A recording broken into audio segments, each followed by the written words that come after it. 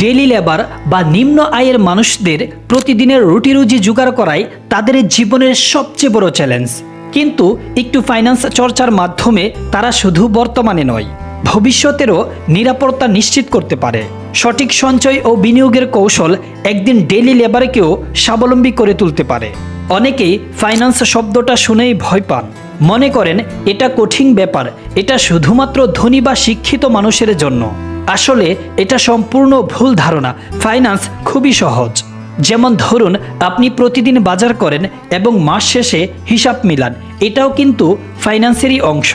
আজ আমরা এই জটিল শব্দগুলোকে ভেঙে এমনভাবে বোঝাবো যেন এটা মজার গল্প মনে হয়। আজকে আমাদের গল্পের নায়ক দিনমজুর রনি। কি করে তিনি দৈনিক ৩০০ টাকা মজুরি পেয়েও প্রায় ৩ কোটি বানাতে পারে, এটাই আজকের বিষয়। আশা করি আগামী দিনে আমাদের প্রতিটি ভিডিও আপনার জীবন দর্শন বদলে দিবে। তাই আমাদের চ্যানেলটি সাবস্ক্রাইব করে রাখুন। কথা দিচ্ছি, আপনার সময়ের কোনো অপচয় হবে না, বরং যেই পরিস্থিতিতেই থাকুন না কেন আপনার ভবিষ্যৎ আরও শক্তিশালী হয়ে উঠবে। চলুন তাহলে শুরু করা যাক। টাকা একটা শক্তি যা আমাদের চাহিদা পূরণ থেকে শুরু করে স্বপ্ন পূরণ করতে সাহায্য করে। এর মাধ্যমে আমরা খাবার, শিক্ষা, বাসস্থান, আরাম এবং ভবিষ্যৎ সুরক্ষার ব্যবস্থা করতে পারি। ঠিকভাবে ব্যবহার করলে স্বপ্ন পূরণ করে, আর ভুলভাবে ব্যবহার করলে পকেট খালি করে। তাই টাকার সঙ্গে সম্পর্কটা যেন সাবধানে এবং যত্নে থাকে।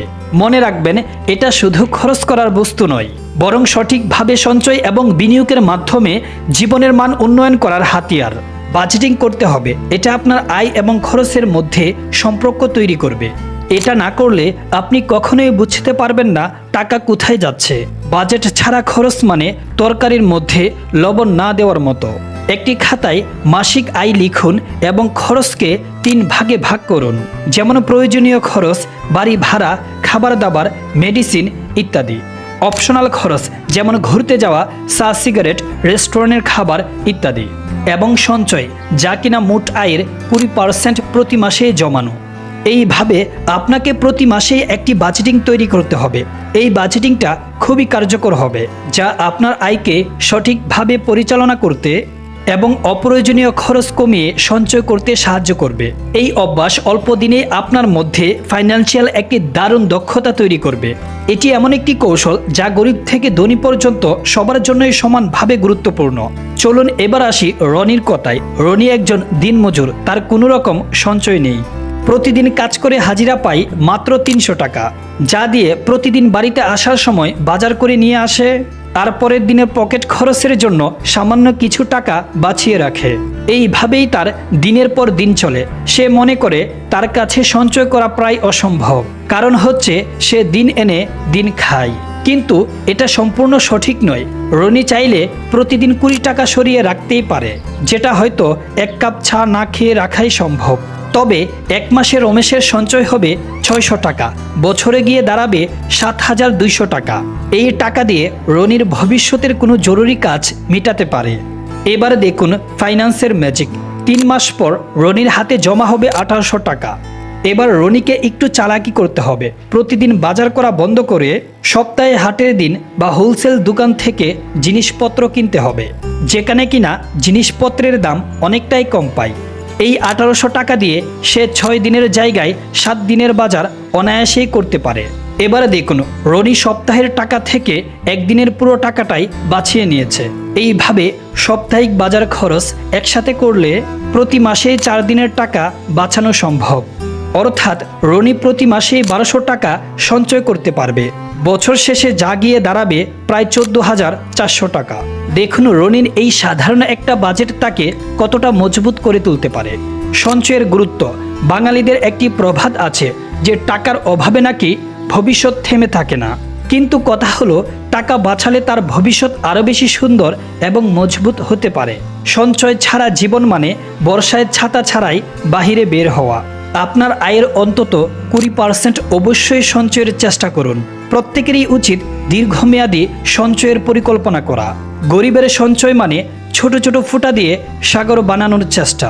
প্রথমেই মনে হয়েছিল রনির সামান্য কিছু টাকা বাঁচিয়ে কী বা লাভ হবে, কিন্তু বছর শেষে দেখা গেল তার 14,400 টাকা সঞ্চয় হয়েছে। এবার আসছি পরের কৌশলে, বিনিয়োগের গুরুত্ব। টাকা শুধু জমিয়ে রাখলে তা সময়ের সঙ্গে সঙ্গে মূল্য হারায়।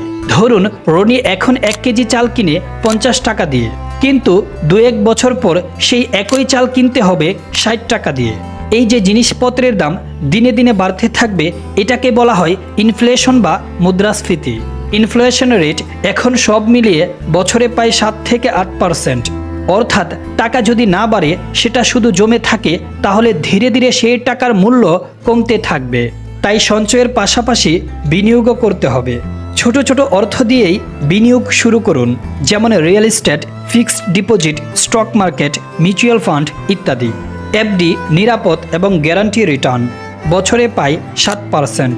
মিউচুয়াল ফান্ড কিছুটা ঝুঁকিপূর্ণ, কিন্তু কম করে হলেও প্রায় 12%।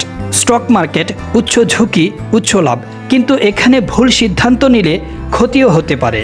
এবার আসি আসল কথায়। রনি প্রতি মাসেই অ্যাডজাস্ট করে 1200 টাকা অনায়াসেই জমাতে পারছে। 200 টাকা জরুরি প্রয়োজনে রেখে 1000 টাকা ফিক্সড ডিপোজিট করে রাখতে পারে। এবার হিসাবে এসে কি দাঁড়াচ্ছে, ধরে নিচ্ছি রনির বয়স এখন 25 বছর। সে 60 বছরের একটি রিটায়ারমেন্ট ব্যাংক তৈরি করছে। তার মানে এখন তার কাছে 35 বছর রয়েছে। এবার সে প্রতি মাসে 1000 টাকা করে এফডিতে রাখলে 7% হারে বছরে হবে প্রায় 12,465 টাকা। কিন্তু এইভাবে 35 বছর পর তার টাকার পরিমাণ দাঁড়াবে প্রায় 18 লক্ষ টাকা। এখানে রনির আসল টাকা মাত্র 4,20,000। বাকিটা হলো রিটার্ন, অর্থাৎ রমেশের হয়ে এতদিন রমেশের টাকা কাজ করছিল। এটা তো হলো এফডির হিসেব। ধরুন রনি যদি একটু ঝুঁকি নিয়ে মিউচুয়াল ফান্ডে ইনভেস্ট করে, যেখানে বছরে প্রায় সর্বনিম্ন 12% রিটার্ন দিতে পারে, তাহলে সেই টাকার পরিমাণ দাঁড়াবে প্রায় 65 লক্ষ টাকায়। এটা তো গেল মিনিমাম। এইরকম অনেক ফান্ডও রয়েছে যারা গত 10 বছরে 20%-এরও উপরে রিটার্ন দিয়েছে। ভারত এবং বাংলাদেশের অর্থনীতি দ্রুত গতিতে বাড়ছে। সেক্ষেত্রে রনির টাকার পার্সেন্টে যদি 15% হয়ে যায়, তাহলে সেই টাকাই দাঁড়াবে 1.5 কোটিতে। এটাই হলো কম্পাউন্ডিংয়ের জাদু। যে টাকাকে আপনি ছেড়ে দিয়েছেন তা নিজে থেকেই বাড়তে থাকে সময়ের সাথে সাথে। একটু একটু করে ছেড়ে দেওয়া টাকা যখন টাকার উপর টাকা জমাতে থাকে, তখনই সত্যিকারের জাদু ঘটে। আর এইভাবেই বিশ্বের অন্যতম ধনী ব্যক্তি হয়ে ওঠেন ওয়ারেন বাফেট। কারণ ওয়ারেন বাফেটের বিনিয়োগের পরিমাণ 300 টাকা না, তার থেকেও অনেক বেশি ছিল, যার কারণে সে দ্রুত গতিতে বিশ্বের অন্যতম ধনী ব্যক্তিদের কাতারে নাম লিখাতে পারছেন। আর এখানে রনির কি সারা জীবনই 300 টাকা হাজিরা থাকবে? মোটেও না।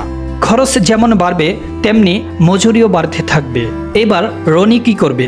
প্রতি বছরেই এসআইপির পরিমাণ অন্তত 10% করে বাড়াতে থাকবে। যেমন এই বছর মাসে 1000 টাকা হলে আগামী বছর থেকে হবে 1100 টাকা। এইভাবে প্রতি বছরেই বাড়াতে হবে, অর্থাৎ বছরে 10% করে ডেভেলপ করতে হবে। এতে করে রনির কত টাকা এসে দাঁড়াবে জানেন? বছরে 12% করে এলেও প্রায় 1,77,00,000 লক্ষ টাকা। আর যদি 15-16% হয় তাহলে কত হবে বলুন তো?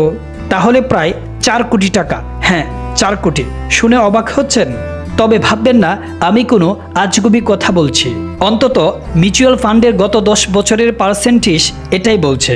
এবার ভাবুন তো, একজন দিনমজুর প্রতিদিন 300 টাকা করে আয় করেও সঠিক বাজেট তৈরি করলে এমন একটি বিশাল অর্থ ভাণ্ডার তৈরি করতে পারে। অনেকেই বলেন টাকাই জীবনের সব নয়, আবার কেউ বলে টাকা জমিয়ে কি হবে, আগে নিজের শখ পূরণ করি।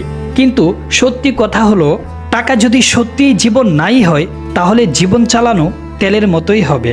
তাই নিজের শখ অবশ্যই পূরণ করুন, কিন্তু ছোট ছোট অপ্রয়োজনীয় খরচ না করে সঞ্চয়ের অভ্যাস গড়ে তুলুন।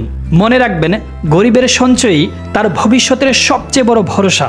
যতক্ষণ না পর্যন্ত কেউ বিপদে পড়ে, ততক্ষণ পর্যন্ত টাকার মূল্য বোঝা যায় না। সঞ্চয় মানেই কিন্তু শুধুমাত্র টাকার পাহাড় বানানোই নয়, বরং এটি আমাদের জীবনের একটি অভ্যাস, যা ভবিষ্যতে দুঃসময় থেকে বাঁচার জন্য অত্যন্ত গুরুত্বপূর্ণ ভূমিকা পালন করে। সঞ্চয়কে আমাদের আরেকটি সন্তান মনে করতে হবে, তাকে যত্ন করে লালন পালন করে বড় করতে হবে। ভবিষ্যতে আপনার সন্তান ফাঁকি দিলেও দিতে পারে, কিন্তু আপনার সঞ্চয় নামক সেই সন্তান আপনাকে কখনোই ফাঁকি দেবে না। আজকের ভিডিওটি এই পর্যন্তই। ভালো লাগলে অবশ্যই লাইক করে দিবেন। আর আপনি যদি ফাইন্যান্স, বিজনেস, সেলফ ডেভেলপমেন্টের ভিডিও পেতে চান, তাহলে আমাদের এই চ্যানেলটি সাবস্ক্রাইব করে পাশেই থাকুন। Thanks for watching.